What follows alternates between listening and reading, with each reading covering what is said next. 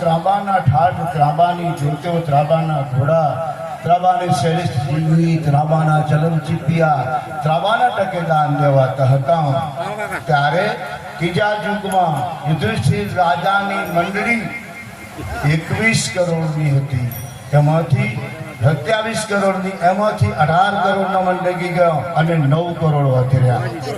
ઓમ ગુરુજી આ કલિયુગમાં ચલમ ચીપિયા માટીના 17 મંદિરા માટીના ટકે દાન દેવાતા હતા.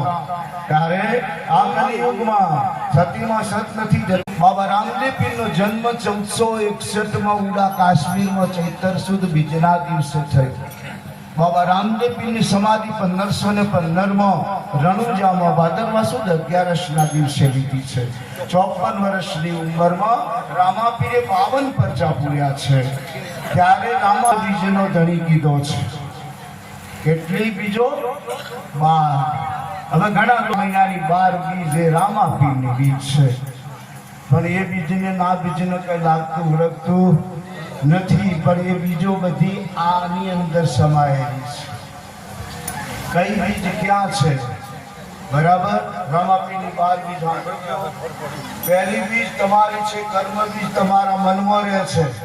કઈ બીજ ક્યાં રહેશે? બધી આ દેહમાં છે. 12 કર્મ બીજ મનમાં રહેશે, વચન બીજ ઉર્જામાં રહેશે, બિંદુ બીજ કપાળમાં રહેશે, વિસ્પત બીજ બ્રહ્મમાં રહેશે, રોરમ બીજ મરતા સમયમાં આવે, બ્રહ્મ બીજ અલંકારમાં રહેશે, નાદ બીજ વચનમાં રહેશે, પ્રેમ બીજ બ્રહ્માંડમાં રહેશે, અનિલ બીજ નાભ્યમાં રહેશે, રજ બીજ યોનિમાં રહેશે, વાસના બીજ વિચારમાં રહેશે અને ઓમકાર બીજ સકલ બ્રહ્માંડમાં રહેશે.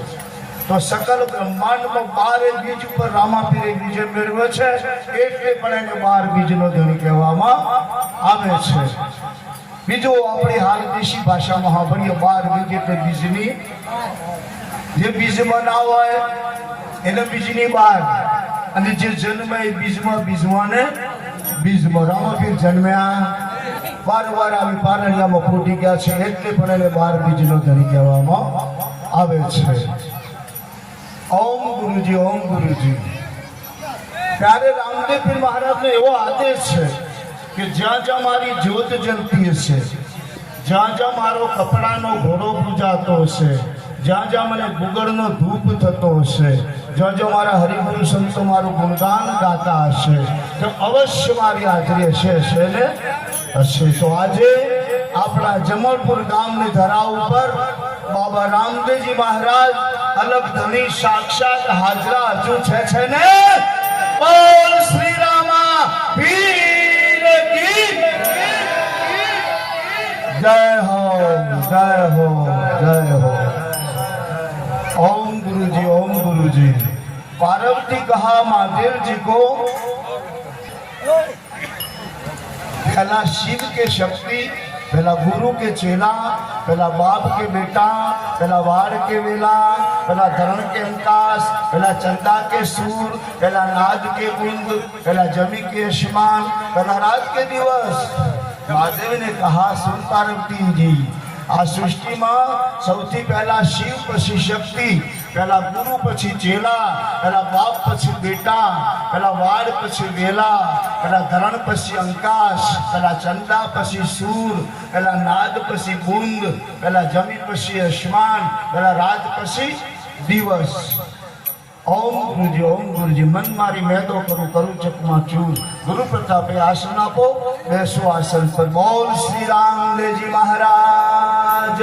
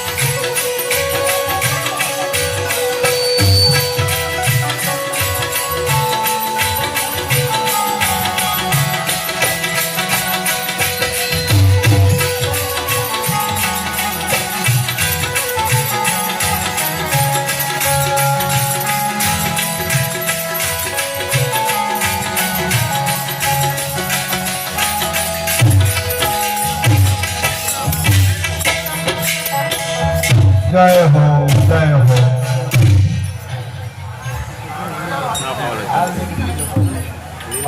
પ્રસાદ આ થાળ આવ્યો તો અત્યારે ડોકીને મૂકી દેજો મેં કહીએ ત્યારે લાવવાના છે અત્યારે હાલ નહીં. ચલો હવે આપણે 4 સજોડા બેઠેલા છે.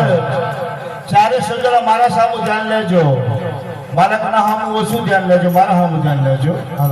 હા, જો આપણી બાજુ આરતી કરી છે, આરતીમાં કંકુ ચોખા અને ફૂલ બધું વ્યવસ્થા છે. એમાંથી કંકુની વાટકી હાથમાં લ્યો.